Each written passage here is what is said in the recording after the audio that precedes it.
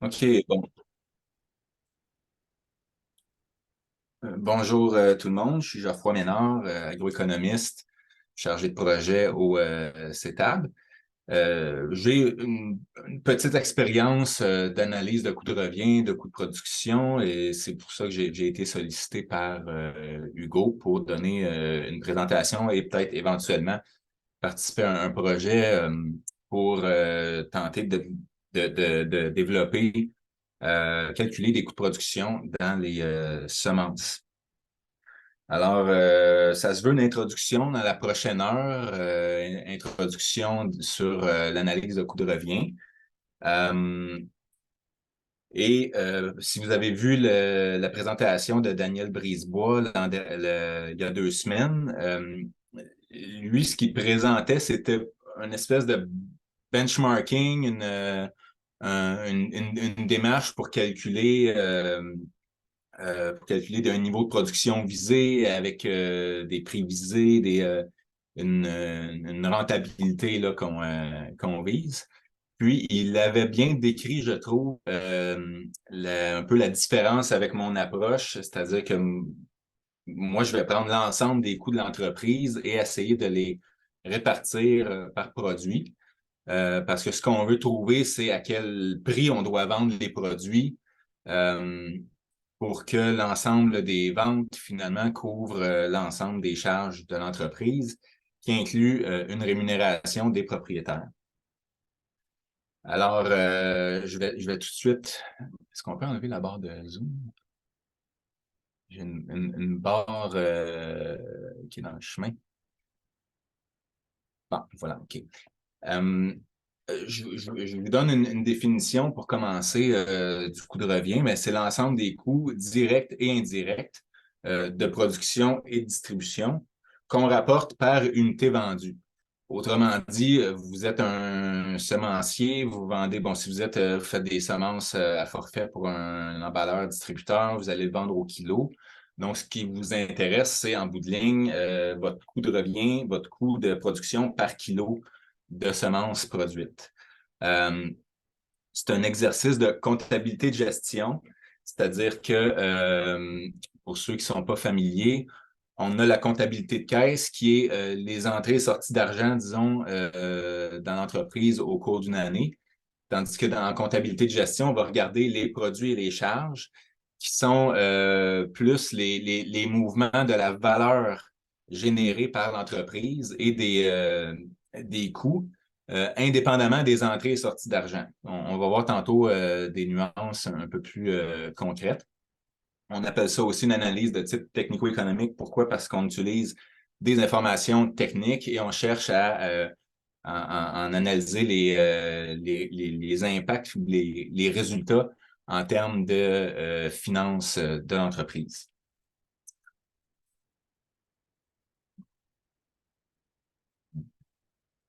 Bon. Euh, bon, comme j'ai dit tout à l'heure, une sortie d'argent n'est pas nécessairement une charge quand on est en comptabilité d'exercice. Par exemple, le remboursement du capital sur les prêts, c'est pas une charge. Oui, c'est une dépense d'argent, mais en réalité, c'est une liquidité. C'est de l'argent du compte d'encaisse quand on fait notre remboursement d'annuité à la banque. Mais cette partie-là qui rembourse notre capital, ben, elle devient un actif long terme, ou plutôt elle ne change pas l'actif long terme, elle va diminuer notre endettement et devenir du capital propre. Et ça, ce n'est pas une charge.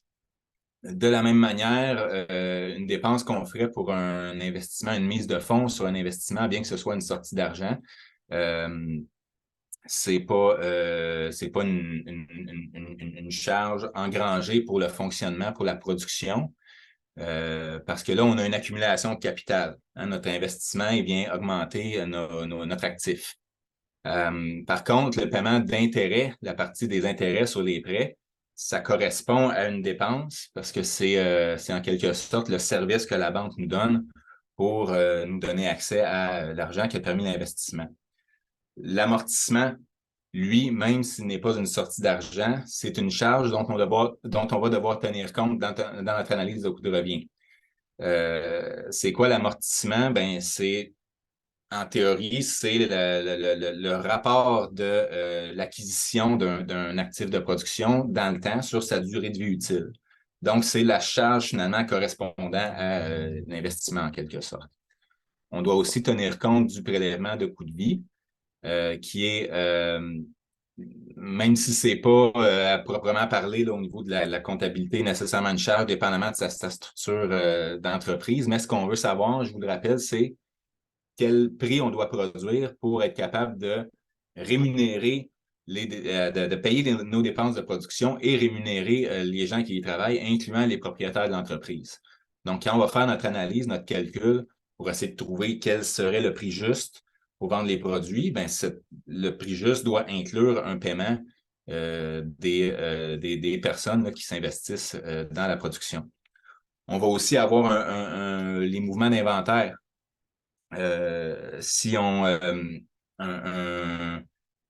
doit considérer dans notre production de l'année les, les produits qui ont été générés dans le cours de l'année, mais qui seront vendus à l'année suivante. À l'inverse, si on vend un produit qui a été généré l'année d'avant, ben on doit pas considérer comme un produit, comme un revenu pour l'année en cours. Donc, puis vous, dans les semences, vous allez avoir cette difficulté-là supplémentaire, c'est-à-dire que contrairement aux légumes frais, où il y a une assez bonne adéquation entre l'année de production et l'année de vente. Dans les semences, vous allez vendre vos produits l'année suivante ou voire 2 ou 3 ans plus tard. Donc, il faut vraiment considérer la valeur de vos inventaires dans votre calcul, l'analyse des coûts de production. Il y a 2 types de charges qui sont importantes à distinguer dans notre démarche d'analyse de coûts de production. Il y a les charges directes, celles ici à droite. Donc, c'est des charges quand on parle de charges, c'est des coûts qui sont directement engendrés par la production. Et généralement, ces coûts-là vont être proportionnels au volume de production. Hein, donc, si on augmente notre échelle de production, on décide l'an prochain, on double notre production, ben, probable que les salaires, nos charges de main-d'œuvre vont à peu près doubler, nos matières premières vont à peu près doubler, nos besoins en fertilisants, nos achats de semences, nos produits de phytoprotection et les emballages. Et possiblement le carburant aussi pour la machinerie là, qui est au champ. Si on double notre superficie, il est probable qu'on à peu près double notre consommation de carburant. De l'autre côté, on a les charges indirectes, appelées en anglais l'overhead. Puis ça, c'est tous les coûts de l'entreprise qui ne sont pas directement liés aux activités de production, mais qui sont là et qu'il faut couvrir quand même avec nos revenus. Souvent, je connais pas, j'ai pas travaillé directement avec des semenciers encore, mais ce que j'observe chez les maraîchers de petite taille souvent, c'est que les charges indirectes, c'est plus ou moins la moitié là, des coûts par rapport aux charges directes. Donc, si on calcule tous les intrants de production, hein, les charges directes qui vont dans 1 kilo de produit, ben, il faut à peu près doubler ce niveau-là de coût pour avoir le prix qui nous permettrait de couvrir ces charges-là indirectes. C'est quoi ces charges indirectes-là? Ben, c'est les intérêts, comme on a mentionné tantôt, les taxes, l'électricité, les télécommunications, des amortissements, des entretiens de bâtiments, des services professionnels. Il y a des achats d'outillage. Bon, on pourrait argumenter que c'est directement lié au niveau de production, mais généralement, ils vont servir plus d'une année, ces outils-là. Les entretiens de machinerie, les locations, puis les salaires des gestionnaires qui vont moins varier là, avec le niveau de production. puis il y a des coûts de mise en marché également. Donc, si on veut calculer ces coûts de production, de quoi on a besoin comme données? Bon, on a besoin de connaître nos rendements par culture et il faut ajouter à ça nos ventes.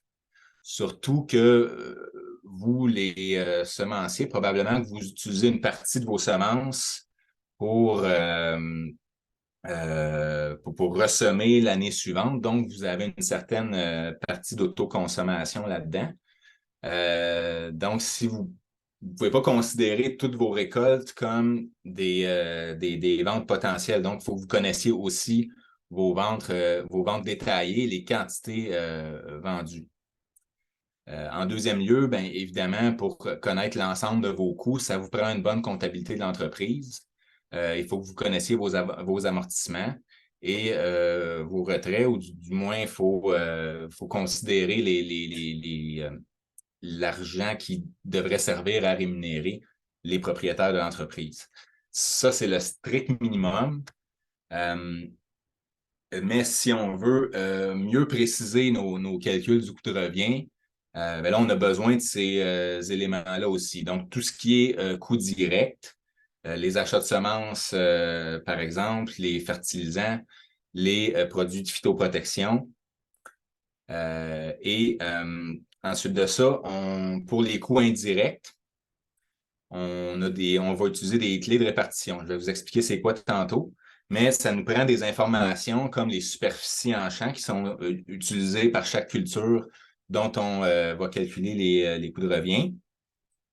En serre, si on utilise des serres, il faut connaître notre temps de travail par culture, idéalement, parce que les charges de main-d'œuvre, c'est quand même une proportion importante là, des coûts qui vont être engendrés par les activités de production.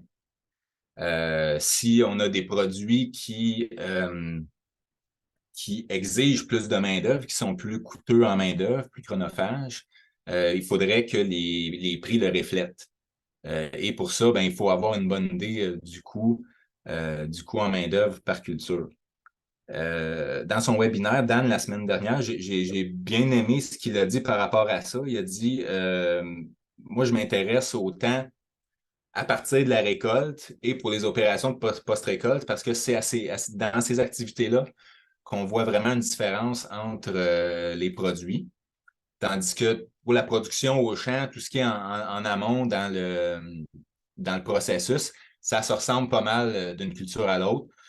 Sauf peut-être certaines cultures sont un petit peu plus intensives là, en désherbage, mais en général, il va être capable d'estimer en fonction de la surface utilisée les charges de main-d'œuvre relatives là, de chaque culture.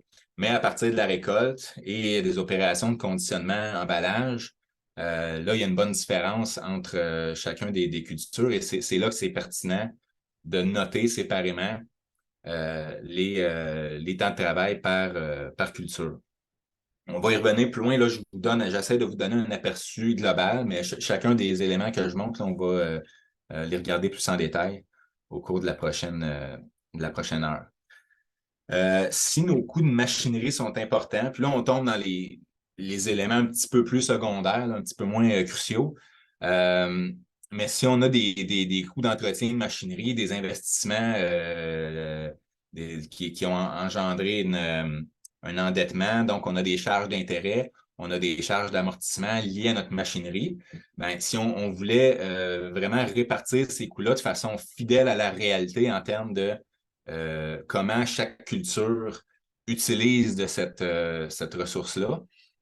On veut avoir une bonne idée de la répartition de l'utilisation de la machinerie entre nos cultures.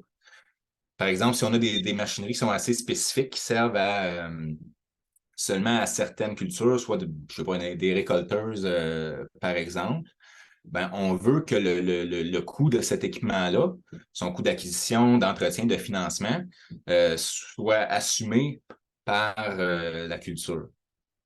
De sorte que si jamais on prend la décision d'augmenter cette production-là, ben là, le coût va être réparti sur une plus grande quantité de produits.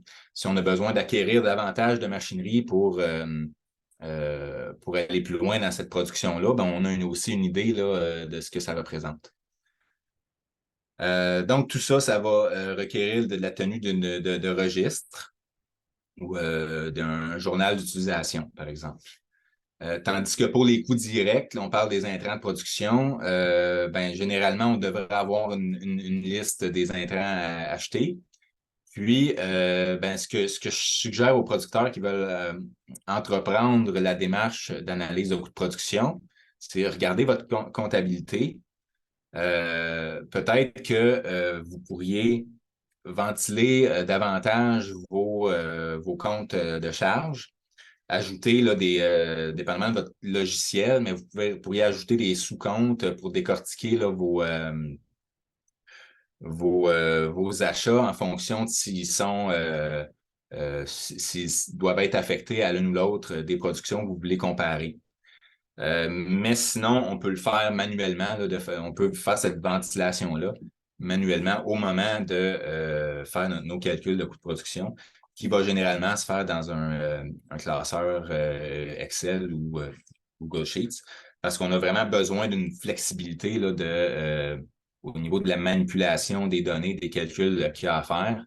Il y a pas, je ne connais pas vraiment de logiciel qui va prendre en charge l'analyse de coût de revient de façon flexible de A à Z. Généralement, le coût de revient, on fait ça avec un chiffrier.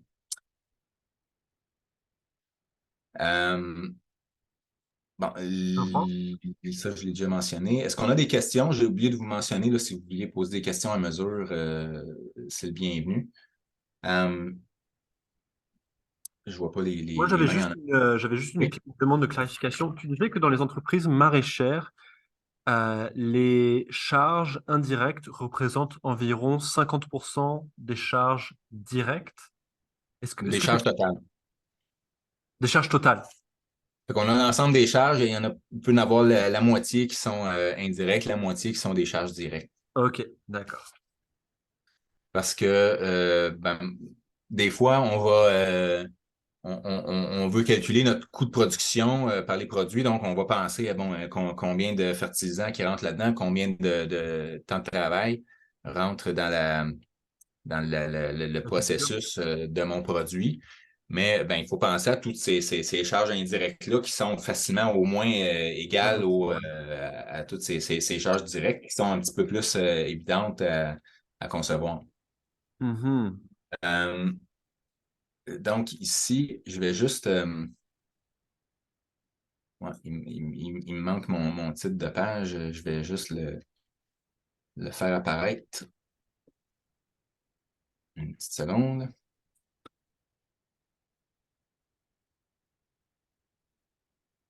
Bon.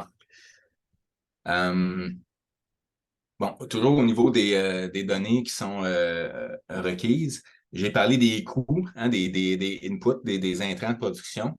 Maintenant, ben, ça nous prend l'information sur qu'est-ce qui sort de l'entreprise. Donc, on a besoin des volumes produits, des volumes par culture et des volumes vendus. Donc, d'une part, le registre de récolte, d'autre part, le registre de vente parce que c'est pas nécessairement tout ce qui est récolté qui va être vendu et c'est ce qui est vendu qui génère les revenus dont on a besoin pour couvrir l'ensemble de nos coûts.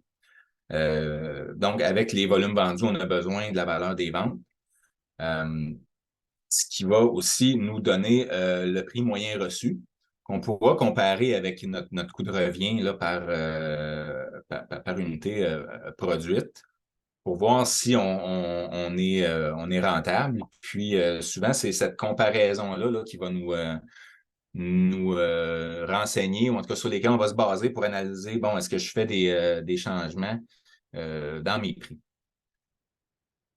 Je dis le prix moyen, mais on peut aussi, là, des fois, on a différents canaux de mise en marché, différents prix pour le même produit. Ben là, si on connaît notre coût de production théorique, ben on peut à ce moment-là déterminer notre marge par produit, comment différente elle est entre mes différents marchés. Il faut tenir compte là-dedans aussi de la quantité qui est autoconsommée. Là, quand je parle d'autoconsommation, ce que vous utilisez dans de vos volumes récoltés pour relancer vos productions futures ou pour transformer, là, dans le cas des entreprises qui font de la transformation. Il manque encore mon titre. Je m'excuse, j'ai importé voilà. J'ai importé ça d'un autre PowerPoint, j'ai fait ça vite. Donc, au niveau de la comptabilité, ce dont il faut tenir compte, bon, faut faire une comptabilité d'exercice. Ce que ça implique, c'est on a des variations d'inventaire, on a peut-être des pertes à comptabiliser, on va tenir compte des amortissements, des intérêts, on va exclure les remboursements de capital, puis prélever on va tenir compte là, de la rémunération des propriétaires, que ce soit en bénéfices qu'on a besoin de générer pour les rémunérer ou des retraits. Là. Mais l'important, c'est qu'on met un chiffre sur combien mon entreprise doit générer de revenus pour rémunérer mes propriétaires. Généralement, les salaires sont déjà connus là, en tant que charge. Bon, je l'ai mentionné. Donc, calculer le coût de revient par produit, ben, ça implique d'estimer le coût unitaire là, en affectant l'ensemble des coûts de l'entreprise à ces unités-là produites. C'est ce qu'on appelle l'imputation. L'imputation est nécessaire pour les charges indirectes, parce que les charges directes, là, elles sont, ben, en fait, il est possible qu'on ne les connaisse pas exactement, mais on sait vraiment les types de charges qu'on va en principe connaître et qu'on va essayer d'aller décortiquer le plus possible dans la réalité. Par exemple, à partir d'un plan de fertilisation, on va savoir quelle quantité de fertilisant va à chaque culture. Si ça se ressemble vraiment d'une culture à l'autre, ben, on peut juste les répartir là, de façon peut-être au prorata de la superficie en culture. Mais si on veut avoir vraiment une précision, là, on doit faire l'exercice de calculer toutes les charges directes, où est-ce qu'ils s'en vont en termes de culture. Les charges directes, ben, c'est les coûts de fonctionnement, puis il n'y a pas une seule culture responsable, donc on va devoir répartir ces coûts-là. Si on fait ça avec des clés de répartition. Je vous donne ici un exemple. OK, je vous donne tout de suite des chiffres, c'est des chiffres bidons, mais c'est pour que vous visualisiez là, à quoi ressemble le processus. À gauche, ici, on a l'ensemble des revenus et des coûts d'une entreprise. Okay, c'est une entreprise qui a une très belle marge, là, c'est 56 Donc, l'ensemble des revenus d'entreprise. Puis, à droite, ben, j'ai 6 des produits pour lesquels je veux calculer mes coûts de production. On ne les voit pas au complet, mais c'est pas grave. J'ai mesclun, c'est là, je ne suis pas sûr, tomates, oignons, ail, laitue et autres produits.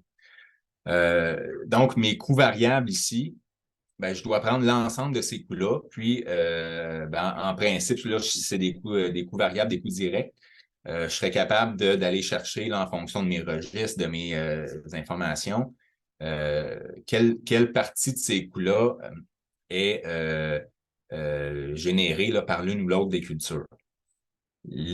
Toutes ces colonnes-là à droite doivent balancer avec ma colonne de l'ensemble des coûts. OK, ça, c'est important parce que je veux avoir l'heure juste sur le coût de revient qui me permettrait, si mes prix étaient fitaient avec mes coûts de revient, quel prix me permettent de couvrir l'ensemble des coûts. OK, puis ensuite de ça, ben, on a nos coûts fixes, puis on va les répartir également. Puis là, par une clé de répartition, donc un calcul, une proportion là, qu'on va réfléchir, on le répartit à l'ensemble des coûts. Fait qu'on a un coût total par culture.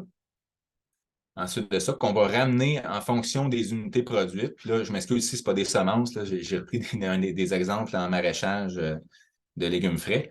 Mais vous pouvez vous imaginer, là, si on rapporte ça là, à des unités, des sachets de semences, par exemple, ou des kilos là, de semences. Donc, j'ai l'ensemble des coûts générés par une culture. Je connais mon ensemble d'unités produites, d'unités vendables. Hein, on enlève de ça là, ce qui est autoconsommé. Ce qui va nous donner un coût total par unité. Donc, ça, en principe, c'est mon coût de revient qu'on va pouvoir ensuite comparer à un prix de vente et connaître notre profit par unité. Là, ensuite de ça, on a des indicateurs là, pour analyser la performance. Mais ce qui nous intéresse, c'est ça. C'est le processus de répartir les coûts entre les cultures.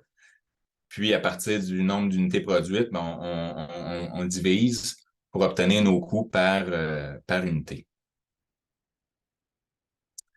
Ça va jusque-là? On va parler d'imputation et de répartition, juste pour apporter une petite clarification. Là. Quand on parle d'imputation, c'est j'ai des produits, puis on lui impute des coûts, c'est-à-dire on dit ben, j'ai telle proportion de tel coût qui va aller à ce produit-là. Puis si j'ai un coût et je veux le répartir à plusieurs cultures, ben c'est le terme qu'on va utiliser. Mais en tout cas, vous comprenez qu'on parle du processus là, dans les deux cas par lequel on associe une partie des coûts avec une partie des produits. En gros, c'est ça.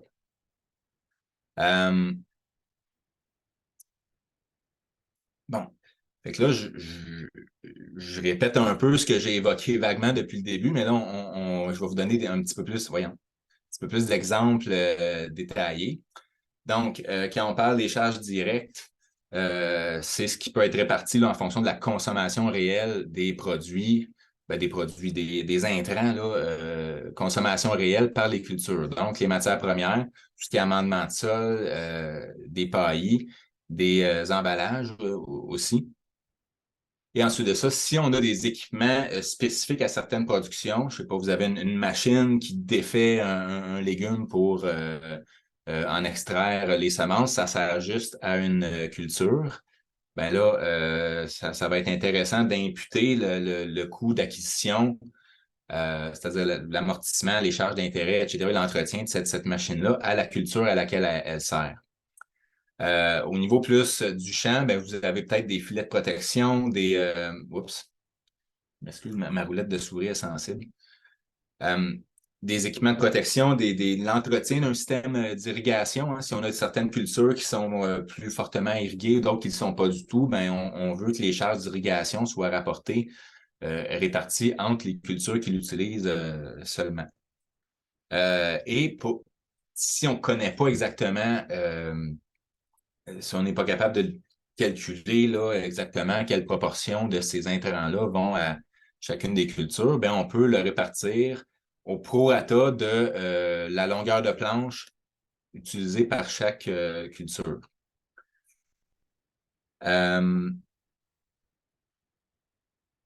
Donc, quand je dis les charges à calculer, c'est les amortissements et les achats récurrents. Dans le sens que si on a un gros investissement qui va être amorti sur 10 ans, ben là, il ne faut pas prendre le coût d'achat l'année qu'on l'achète. Hein. Faut le répartir sur les années de consommation de ces équipements-là. Ensuite de ça, nos infrastructures, si on a des chambres froides qui servent seulement à une partie des produits, ben, on va calculer le coût de la chambre froide et on va l'imputer seulement aux produits que ça sert. Même chose pour les serres, les grands tunnels. Et c'est quoi le coût de ces infrastructures-là? Ben, c'est l'amortissement, les intérêts et les entretiens. Les intérêts étant le coût du financement, puis l'amortissement étant la répartition sur sa durée de vie utile du coût d'investissement.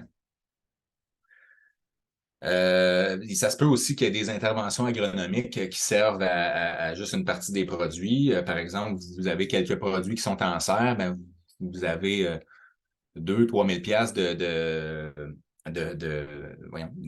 frais professionnels là, à payer euh, pour vos cultures en serre, ben, ça va être intéressant de répartir ces coûts-là uniquement, les imputer uniquement aux produits qui utilisent les serres.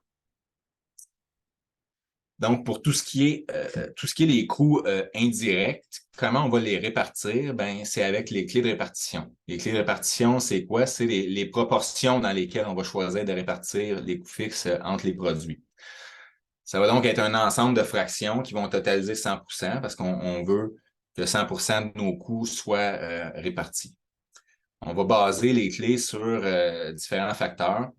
Ça peut être la valeur des produits de chaque culture. Puis je vous dirais, ça, c'est la clé, là, notre go-to générique qu'on va utiliser si on n'a pas de meilleure clé que celle-là. On peut répartir les coûts au prorata des superficies cultivées, du temps de travail mobilisé. Ça aussi, celui-là, il est intéressant pour tout ce qui est dépenses liées à la main-d'œuvre. Puis si on veut aller un petit peu plus dans le détail, là, on peut utiliser le temps d'utilisation de la machinerie. Je vous dirais, c'est à condition là, qu'il y ait vraiment une bonne différence là, entre les cultures en termes de mobilisation de ces équipements. Puis on peut aussi là, y aller au pif en fonction de notre jugement. Et on n'utilisera pas une seule clé de répartition pour l'ensemble des coûts, mais on va utiliser celle qui nous semble la plus appropriée pour chacun des coûts. Okay? On va choisir celle qui représente le plus fidèlement l'utilisation de la ressource au niveau là, du processus de production, de la nature des coûts et la nature des cultures. En passant, je ne verrai pas vos mains nécessairement, là, fait que je vous invite à m'interrompre à voix haute au besoin. Donc, les principales clés de répartition, ben, voici comment on les calcule. Donc, pour notre clé de temps de travail, on va utiliser le temps consacré à la culture et on va le rapporter là, sur le total de temps de travail de l'entreprise. Donc, on va faire ça pour chacune des cultures et ça va nous donner un pourcentage de répartition de temps de travail là, pour les dépenses qu'on va vouloir répartir au prorata des heures travaillées. Ça peut être des dépenses, par exemple, si notre gestion des ressources humaines est assez lourde, demande beaucoup de temps au gestionnaire, ben, ce temps-là du gestionnaire, on pourrait vouloir le répartir au prorata de la demande de main-d'œuvre que chaque produit engendre.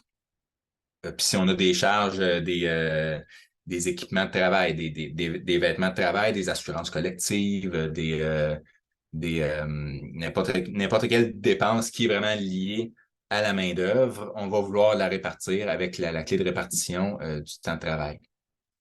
Le temps d'utilisation de la machinerie, ben, si on tient un registre dans lequel on note le temps d'utilisation du tracteur et à quelle culture on l'a utilisé, on va obtenir notre idée là, de répartition de l'utilisation de la machinerie en fonction des cultures.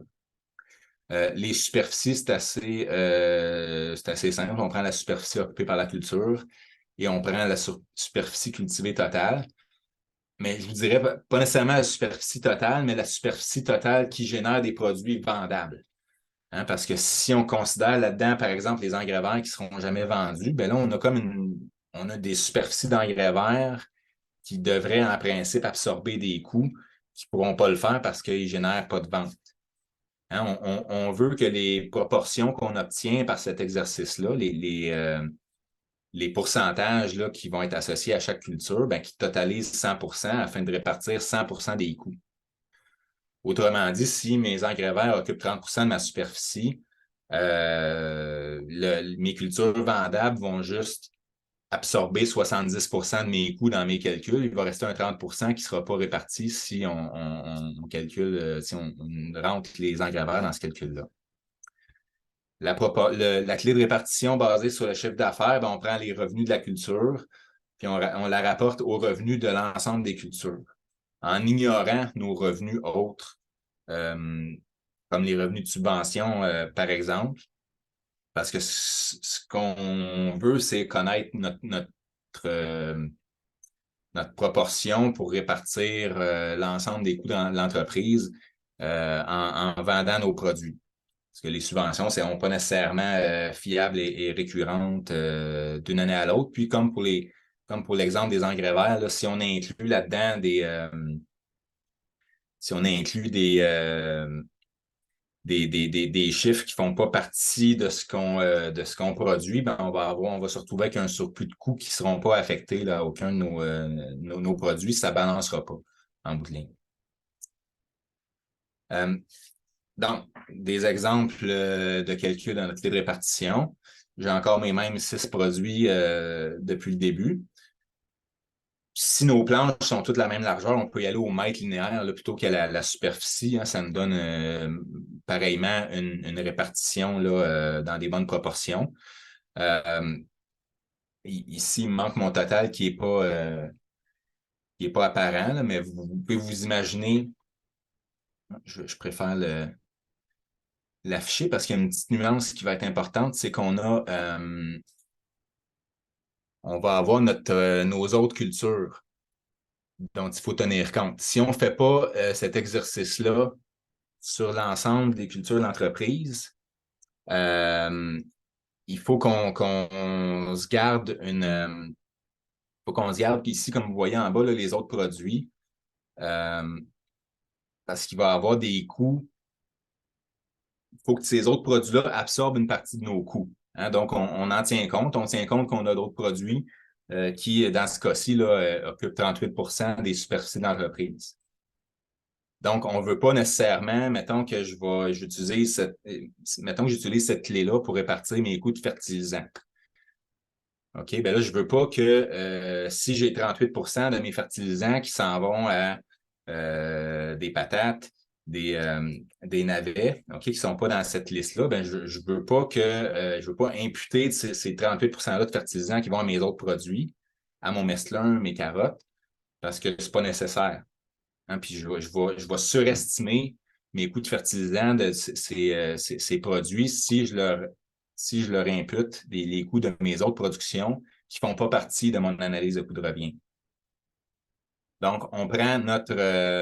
Geoffroy, Oui. petite question sur le choix. Bon, tu mentionnes les autres produits, tu mentionnes aussi 6 cultures sur lesquelles on va utiliser une clé de répartition. Quand on fait de la production de semences, bah, dans certains cas, on a des centaines et des centaines de produits. Puis j'imagine que c'est un des enjeux aussi pour les maraîchers diversifiés où il y a quand même une trentaine ou une quarantaine de produits. C'est quoi les critères pour dire, bah, voici les 5 ou 6 produits que je vais vouloir évaluer dans un premier temps, en fait? Ouais. Est-ce que c'est les cultures qui génèrent le plus de revenus? Est-ce que c'est les cultures sur lesquelles on a des doutes en termes de coûts ou de Mhm. rentabilité? Comment est-ce qu'on fait pour choisir les 6 cultures versus ces autres produits qui forment quand même presque 40% dans ton modèle là? Ben, c'est une interrogation très pertinente. Je dirais que ça dépend des objectifs qu'on a dans cette démarche-là. Si c'est d'établir, comme c'est le cas, j'ai l'impression un peu dans la démarche que vous entreprenez, si l'objectif, c'est de déterminer les coûts justes pour, dans le but de commencer à ajuster les prix là, dans une filière, ben là, j'irais avec les cultures qui sont les plus importantes là, en termes de valeur générée. Hein, on commence 80, on commence par ce qui a le plus d'impact. Mais si c'est pour un gestionnaire, comme tu dis, qui aurait des doutes, si on se doute qu'une culture, par exemple, n'est pas vendue assez cher, ou qu'on se doute qu'elle est exceptionnellement rentable, ou au contraire qu'elle est probablement pas rentable du tout, ben là, ça peut être intéressant de les inclure. Et l'autre facteur, je dirais, ça serait peut-être la facilité avec laquelle on est capable d'extraire là, nos charges directes. Si c'est le cas, s'il y a quelques cultures qui occupent une place plus importante ou qui, je sais pas, on en a une ou deux ou trois qui sont produites en serre ou qui utilisent certains équipements spécifiques, ben là, ça va être plus facile de leur imputer des coûts, donc d'avoir un résultat qui est comme plus précis pour ces produits-là. Dans le cas où on voudrait faire, on n'aurait pas de ligne autre produit si on décidait qu'on répétait cet exercice-là pour l'ensemble des produits d'entreprise. Si on fait ça, j'ai l'impression que on va avoir une clé de répartition par chiffre d'affaires. Normalement, j'imagine qu'un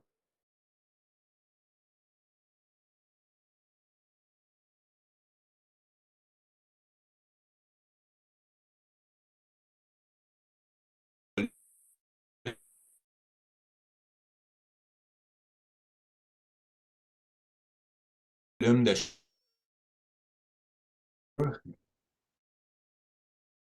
les plus faciles à aller chercher. Si on a 100 produits, ça va peut-être être plus difficile de faire un suivi du temps de travail par culture qui vont nous permettre d'avoir une clé de répartition là, par temps de travail. Fait que ce scénario-là que je vous montre, là, où on a 6 produits qu'on analyse, puis après ça, les autres, c'est dans le cas où on avait d'autres produits qui sont peut-être moins importants pour l'entreprise, ou en tout cas qu'on n'a pas choisi d'analyser. Ce qu'il faut garder en tête, c'est que c'est ça. Si on fait juste une sélection de nos produits, ben, faut pooler les autres et les inclure dans la démarche de répartition. Parce que sinon, si on essaie de répartir l'ensemble des coûts d'entreprise à juste une partie de ces produits, ben, on va surestimer tous les coûts parce qu'on a d'autres productions qu'on n'a pas analysées qui, eux, absorbent une partie des coûts également. Donc, dans notre calcul comme ça ici, où on calcule en fonction de la superficie des cultures, mon total doit inclure les superficies des autres produits. C'est ça là, le point à retenir là, à ce niveau-là. Même principe pour la répartition pour état de chiffre d'affaires. J'ai ici mes produits, mes 6 produits que je veux analyser, les revenus générés pour chacun de ces produits-là. J'ajoute à ça les revenus générés par les autres produits, ce qui me donne mes totals de revenus de l'ensemble de l'entreprise. Je prends le revenu de mon produit, je le rapporte à l'ensemble des revenus de l'entreprise. Donc, dans ce cas-ci, qui est fictif, mon mesclun génère 18% du chiffre d'affaires de l'entreprise. Donc, tous les coûts que je vais répartir au moyen de cette clé-là vont représenter 18% des coûts de l'entreprise. Hein, autrement dit, j'utilise ma clé de répartition chiffre d'affaires pour répartir mes charges d'intérêt. 18% de mes intérêts vont être imputés au mesclun. Au niveau de la main-d'œuvre, même chose. Hein, puis souvent, on va peut-être calculer, on va isoler quelques cultures pour dire je veux mesurer mon temps de travail. Mon temps de travail utilisé pour ces produits-là.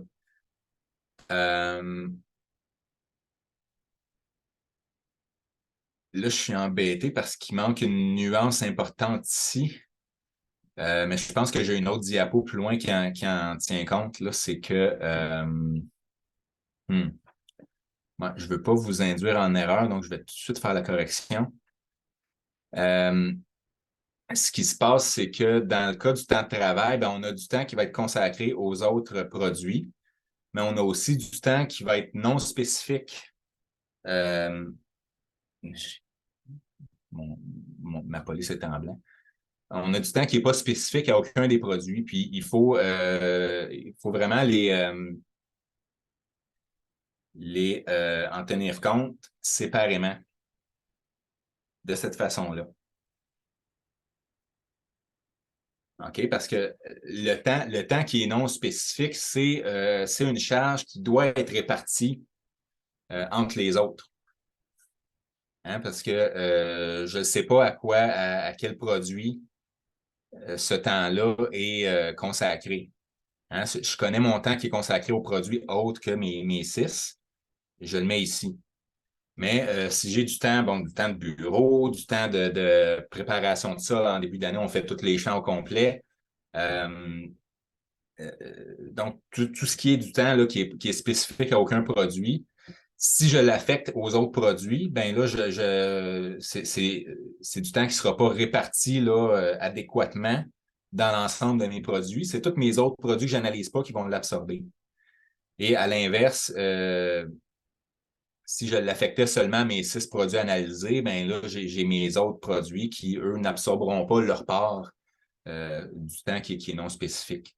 Donc, ici, j'ai ces heures-là, j'ai ajouté la ligne sans qu'elle soit comptabilisée ici, ni dans mon total, là, ni il n'y a aucun pourcentage ici, pour dire que on va noter ce temps de travail-là, on va le mettre à part.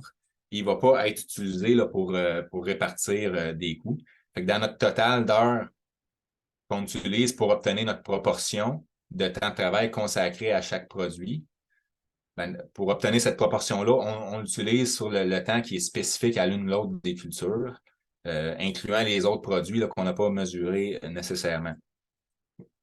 Tout ça pour que ça balance à la fin de l'année. On veut pas, on veut que notre répartition des coûts qu'on fait à nos cultures nous donne l'information sur le,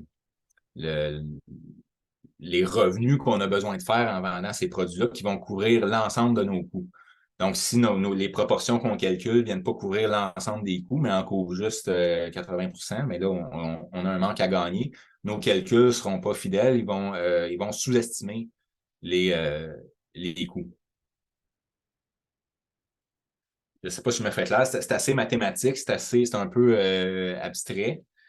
Je fais de mon mieux pour vous l'expliquer là, en mes mots, mais je pense qu'on va voir des exemples un peu plus loin, là, puis ça va peut-être devenir plus clair. Bon, la clé de répartition de temps de travail, les heures par type d'activité. Bon, ça, c'est si on veut plus comparer nos activités entre elles.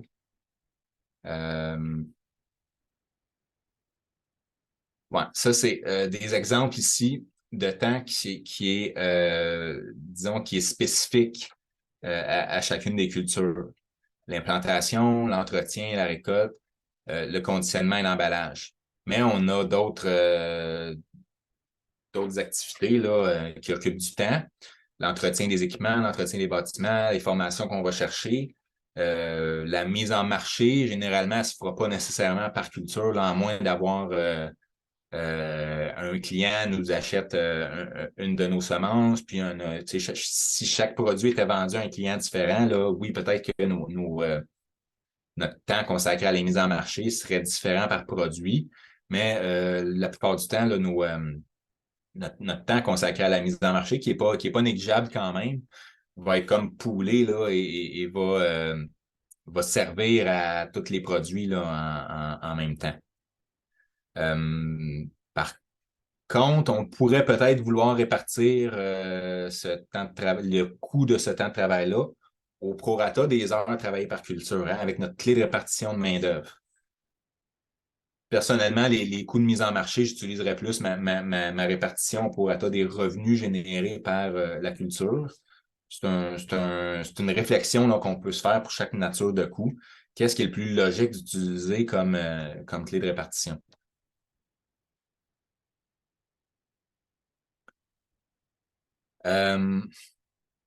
Bon, là, ça va être de la répétition. OK, je vais parler un peu de la collecte d'informations.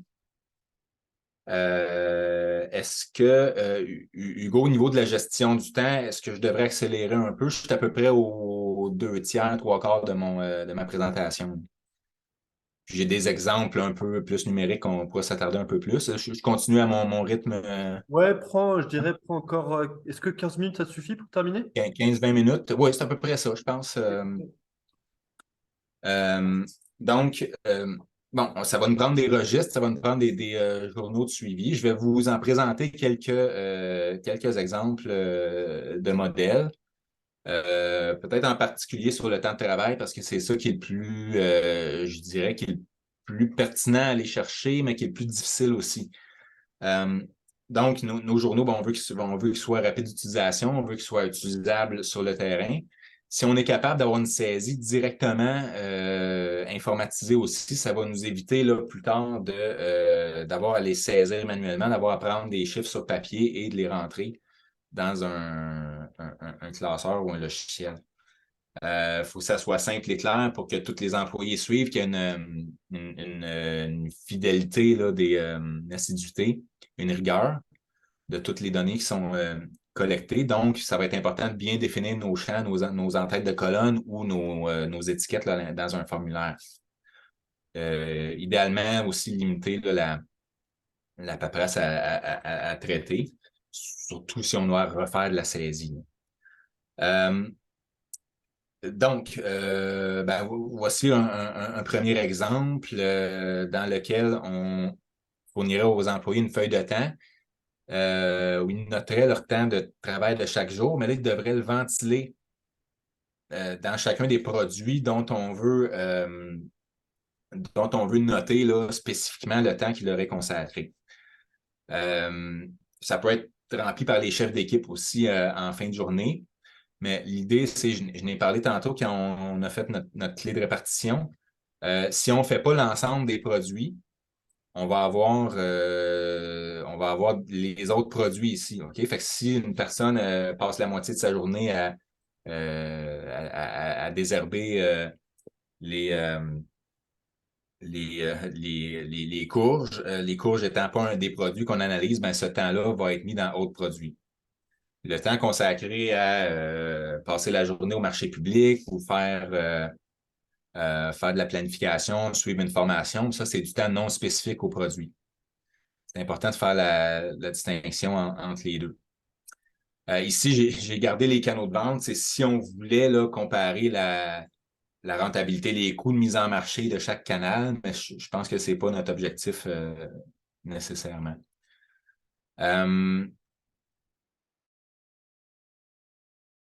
Un autre exemple, là, ça pourrait être une feuille comme ça par employé, par jour de travail ou pour l'ensemble de la semaine.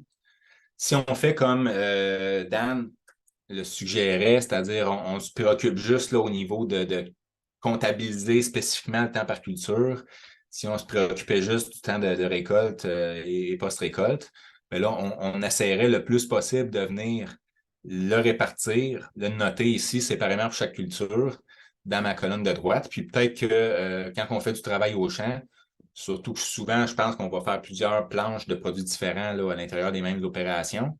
On pourrait tout pouler ça ici dans le nom spécifique. OK? Puis si on veut garder un certain suivi, là, on peut demander à nos employés ou nos chefs d'équipe de noter là, des remarques au besoin. Tu peux donner un exemple de note ou de remarque qui serait ajoutée, juste pour donner un exemple? Ben, si ce qui a été fait comme si on notait du temps de production, ben, j'ai fait désherbage ou il y a eu tel incident ou j'ai fait réparti entre deux cultures, grosso modo, estimation grossière ou Oui, je vois. si c'est pertinent pour expliquer quelque chose, expliquer une donnée là, un petit peu étrange pour la personne qui ferait la saisie après ça informatisée. Parce que ça, c'est des exemples de tableaux qui seraient imprimés qu'on noterait manuellement. Ça, c'est ce que j'ai expliqué tantôt. J'ai mon petit tableau ici. Je vais juste le repositionner pour que vous le voyez mieux. On a nos produits pour lesquels on décortique là, vraiment le temps spécifique. On a nos autres produits, ceux qu'on ne calcule pas, mais qui vont absorber leur part de temps de travail. Puis ça, c'est à côté, là, le temps qui est non spécifique à aucun de ces produits-là, lui, son temps va devoir être réparti à l'ensemble après. C'est ce que j'ai expliqué tantôt, mais en visuel. Euh, Maintenant, ce que j'appelle la saisie par tâche, c'est ça que je préconise parce que ça permet un bon niveau de détail. Puis, quand on va être rendu à analyser ça au niveau d'un chiffrier, ben c'est ce format-là là, qui va être le plus performant si on veut. Le registre de temps de travail que j'ai développé, moi, j'ai pas mentionné ça encore, mais j'ai des outils de collecte de données là, qui sont disponibles sur le site du CETAM que j'ai développé avec des producteurs il y a quelques années. Et là-dedans, il y a un registre de temps de travail dans lequel, ben là, on n'a pas la colonne employée, là, mais chaque employé a sa feuille. Mais l'idée, c'est que à chaque fois qu'il travaille sur une chose différente, ben, il va avoir une nouvelle ligne dans le registre. Okay? Donc, pour une journée donnée, si dans l'exemple ici, euh, ben là, si je prends juste mon premier employé, là, mon premier employé a travaillé sur 2 cultures différentes au cours de sa journée, ben, il y aurait 2 lignes avec la même date, le nombre d'heures, et on identifierait ici, là, en tant qu'étiquette, le nom de la culture. À la différence de venir placer dans une colonne qui identifie la culture, ben, on écrit le nom de la culture dans la case. Ça se fait bien là, si on est. C'est peut-être un peu fastidieux si on l'écrivait manuellement, mais ça, c'est basé dans un classeur, un fichier Google Spreadsheet, par exemple. Là, on peut avoir des listes déroulantes là, pour notre liste de culture, puis ça se rentre quand même assez rapidement. Puis l'avantage de ça aussi, ben, dans mon exemple ici, on note quelle machine qui est utilisée pour telle intervention. Si on voulait vraiment aller dans le détail là, au niveau de l'utilisation de la machinerie également. On peut combiner dans un registre comme ça, on pourrait s'en servir pour tout pouler au même endroit nos interventions phytosanitaires au niveau du registre et nos récoltes. Hein, si on consacre du temps à faire une récolte, ben on marque le nombre d'heures, on a notre suivi du temps de travail, on peut avoir notre suivi aussi de la récolte si on utilise des colonnes là, pour quantité récoltée et ben, on a déjà notre culture qui est identifiée ici dans sa colonne. J'ai vu un producteur faire ça, puis ça semblait bien marcher. Il ne faisait pas pour toutes les cultures, mais pour ses cultures en serre. Ça fait qu'on combine deux registres en un. Euh, on pourrait tenir un journal pour la machinerie. C'est peut-être plus pour les entreprises là, très mécanisées, mais ça, c'est John Wiswall dans son livre dont je donne la référence à la fin. Lui, il suggère garder un cartable dans le tracteur. Et à chaque fois qu'on l'utilise là, sur une culture, ben, on note la durée et à quelle culture on s'est consacré. Pour le temps qui est plus spécifique à une culture. On s'entend si on fait la préparation du sol, tout le champ en début d'année, ben, on ne fera pas nécessairement une répartition comme ça. Wiswall propose aussi, puis là, je vous montre là, ces exemples de registres qu'il propose. Lui, il utilise un cartable dans lequel il va avoir une page par culture. Puis à chaque fois que chaque jour, il vient noter les interventions qui ont été faites dans chacune des cultures, un estimé du temps de travail qui a été consacré et du temps de tracteur s'il y a lieu, puis qu'est-ce qui a été fait. Donc, après ça, ben, c'est intéressant parce qu'on a notre itinéraire technique par culture. Ça peut être utilisé pour mesurer là, des benchmarks, un peu comme Dan le suggérait dans son webinaire il y a 2 semaines. La saisie par tâche, si on a un classeur en ligne, ou même ça peut être un formulaire Google, le système là, où une ligne est une tâche, puis on note le nombre d'heures, on note la culture. Ça peut bien se faire dans un classeur comme celui que je propose, qui est disponible dans mes outils de gestion sur le site du CETAB. Et on obtient des données agencées de la même façon si on utilise un formulaire Google.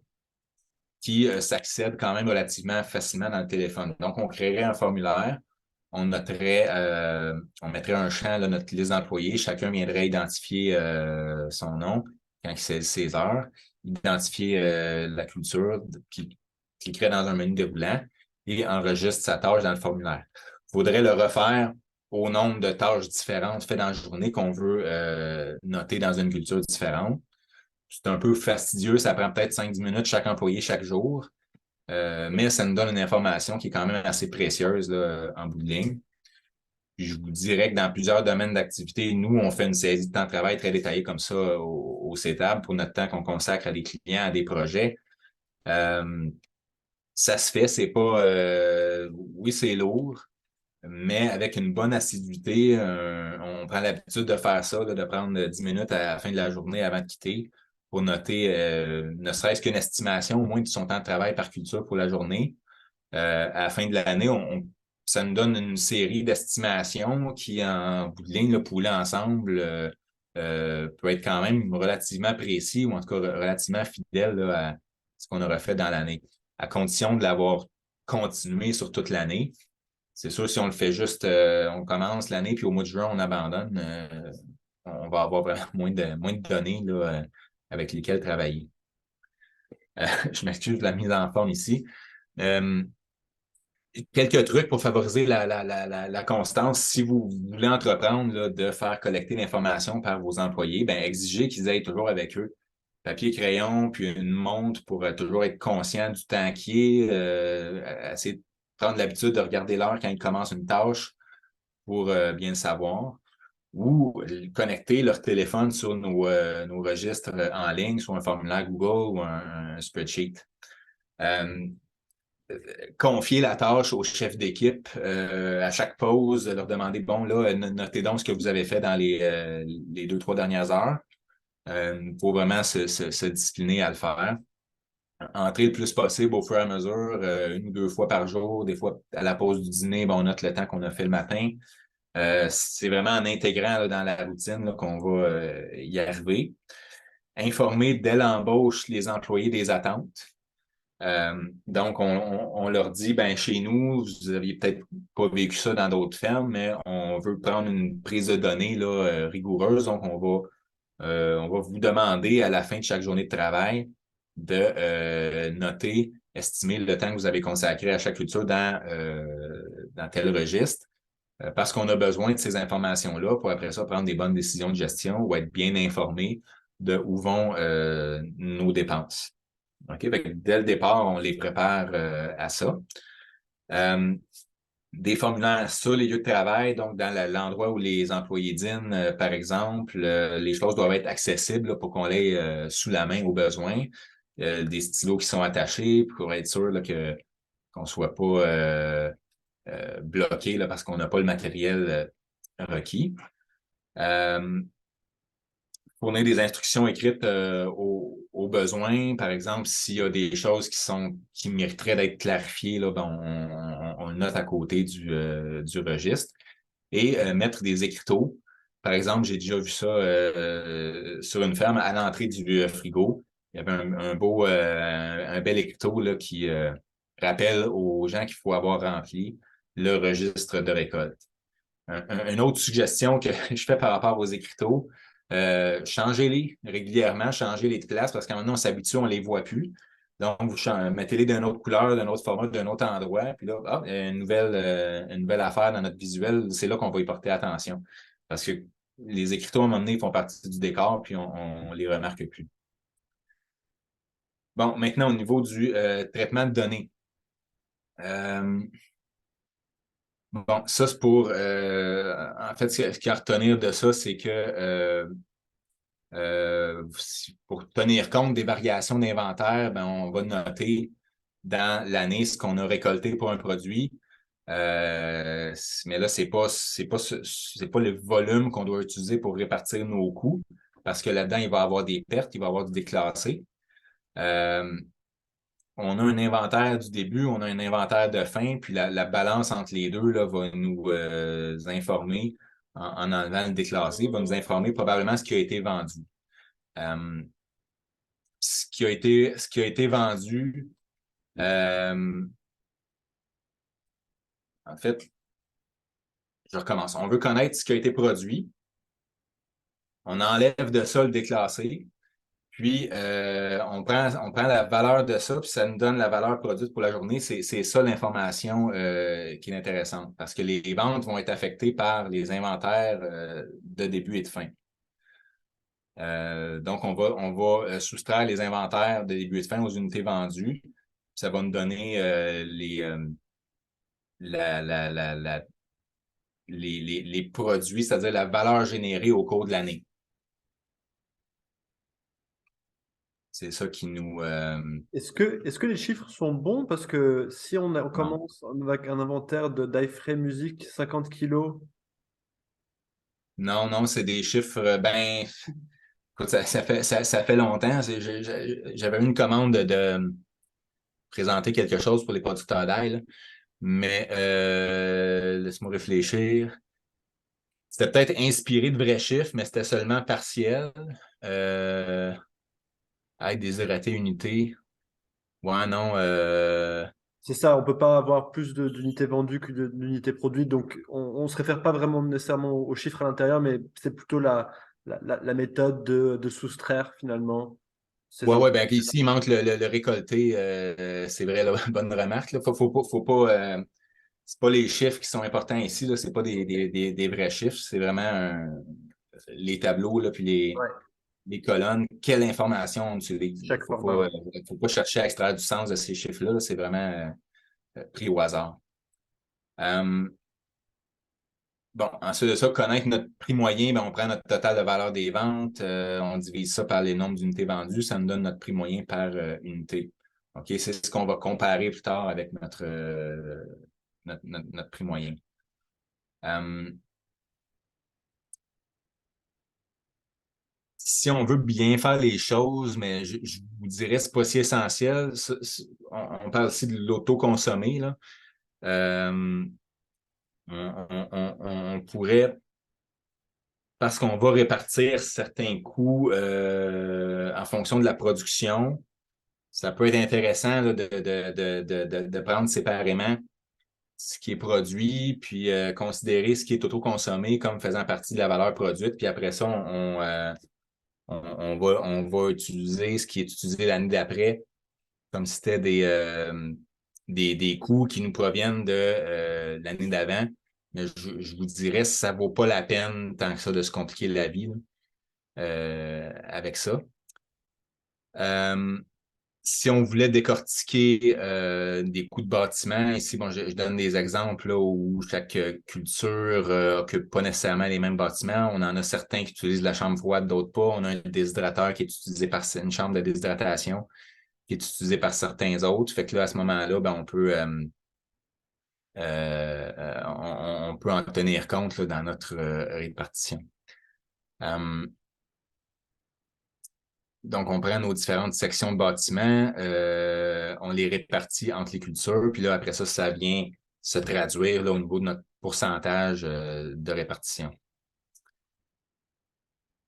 Parce que dans le fond, l'idée, c'est qu'on ne connaîtra pas nécessairement le coût spécifiquement de la chambre froide ou spécifiquement de la salle de déshydratation. On va prendre l'ensemble du bâtiment, puis on le répartit là, au prorata de l'utilisation des cultures. Je regarde Euh, pour te dire qu'il oui, est à 16h22. oui, c'est bon. Les différents formats de produits, bon, c'est pas pertinent.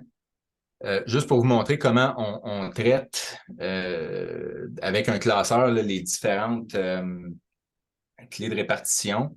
Dans le fond, ce que je vous avais montré au début, c'est le même genre de tableau. Ça, c'est comme un état des résultats. Hein? C'est nos produits et nos charges. Donc, on a nos totales de charges ici de l'entreprise. Ici, les cultures entre lesquelles on veut les répartir. Avec une formule pas très compliquée là, de chiffrier, on peut ici inscrire avec quelle clé on veut répartir les coûts. Donc, notre formule va prendre ce montant-là, multiplié par notre pourcentage ici et nous donner le chiffre. Donc, on va déterminer pour chacun de nos coûts quelle clé de répartition là, est la plus logique pour répartir ces coûts-là. OK, puis des fois, on peut le faire aussi manuellement là, si on a certains coûts là, qui sont vraiment spécifiques à un produit ou à un autre. OK, donc toutes les charges d'entreprise, notre ventilation par produit. Puis ici, là, on vient faire un petit croisement là, des proportions là, des clés de répartition pour affecter chacun des coûts à gauche à nos produits. Bon, ensuite de ça, on obtient notre coût moyen et on compare avec les prix obtenus. Donc, conclure, c'est quand même une gestion d'une grande quantité d'informations. Ce qui est important, c'est l'assiduité dans la collecte de données. Le temps de travail est un morceau assez lourd, mais le problème avec ça, c'est oui, c'est que c'est compliqué à noter, c'est fastidieux, mais c'est quand même facilement la moitié de vos charges variables. Donc, si vous voulez avoir un calcul du coût de revient qui est assez fidèle à la réalité, il faudrait idéalement essayer de répartir nos coûts de main-d'œuvre en fonction le plus possible de où est-ce que la main-d'œuvre est utilisée.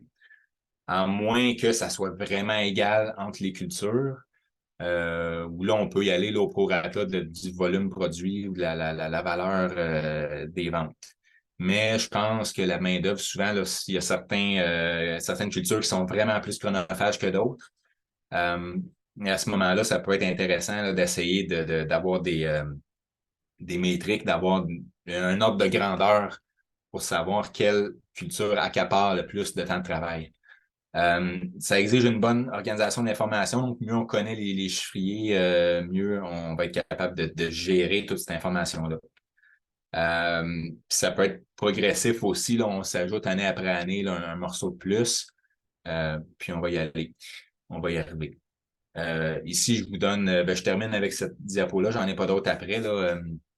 Richard Wiswall, qui a écrit ce livre, The Organic Farmer's Business Handbook, parle quand même pas mal de l'analyse de coûts de production. Il y a plusieurs chapitres dédiés à ça, des exemples de registres de feuilles de calcul dont je vous ai partagé certaines. Il y a un outil très intéressant qui s'appelle le Veggie Compass. Je vous dirais même qu'il est mieux fait que l'agro-calculateur de coût de revient là, qui est disponible sur AgriRéseau, mais il est en anglais. Fait que c'est un classeur assez complexe, là, mais compréhensible, qui a 6 feuilles différentes, puis les produits là, sont listés là-dedans. Là, chaque ligne est un produit. Assez intéressant, là, je l'ai étudié quand même pas mal pour me faire une tête sur le coût de revient. L'agro-calculateur, ben, il y a des présentations de Martin Auger sur AgriRéseau que vous pouvez regarder. Vous pouvez aller chercher du service conseil en gestion spécialisé là-dedans. Et l'excellent site de Daniel Brisebois, le farmerspreadsheetacademy.com. Alors, voilà. Avez-vous des questions, commentaires, remarques? Bah, déjà, Geoffroy, je voulais te remercier pour avoir pris le temps de nous avoir expliqué vraiment les bases de calculer son coût de revient. Et je pense que ça va vraiment nous alimenter, surtout en début de saison, alimenter les producteurs avec qui on travaille pour cibler où est-ce qu'ils sont situés et en termes de collecte de données, d'informations disponibles, puis de pratiques de gestion, de comptabilisation. Puis, c'est quoi la prochaine étape en termes pour eux, pour améliorer leurs pratiques. Donc, je vais terminer l'enregistrement vidéo ici. Et en tout cas, encore une fois, merci beaucoup d'avoir pris ce temps.